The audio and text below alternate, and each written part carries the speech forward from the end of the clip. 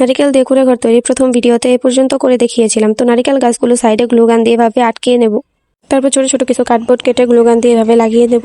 Glue গান দিয়ে সাইডে এভাবে আমি একটা সমুদ্রের মতো বানাতে চেয়েছিলাম। আমার সমুদ্রটা একটু বেশি ছোট হয়ে গিয়েছে। যাই হোক, তারপরে একটু নীল রং দিয়ে সমুদ্রের মধ্যে একটু কালার করে নেব।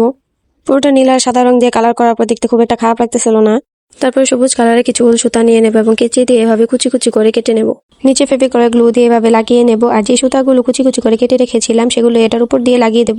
এভাবে করে পুরোটার মধ্যে সুতার কুচিগুলো পুরোটার মধ্যে লাগিয়ে দেব। আমি যে ছোট গেটটা করেছিলাম সেটার উপরও কিছু এভাবে লাগিয়ে দেব।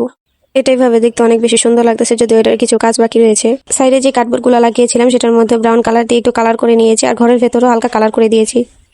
তো এটা ফুল কমপ্লিট করার পর দেখতে অনেক বেশি সুন্দর লাগতেছিল। আমার কাছে তো খুব ভালো লাগছে। তোমাদের কাছে কেমন লাগছে অবশ্যই কমেন্টে বলে যাবা। দেখো তো আমার নারিকেল গাছে কি সুন্দর ছোট ছোট কিছু ডাব ধরেছে। এটা অনেক বেশি পরিশ্রম আর অনেক কষ্ট করে বানানোর ফলে এটা অনেক বেশি সুন্দর হয়েছে। তো এটা বানানো তোমাদের কাছে কেমন লাগছে অবশ্যই কমেন্টে বলবা। ভালো লাগলে একটা ফলো দিয়ে দিও। আল্লাহ হাফেজ।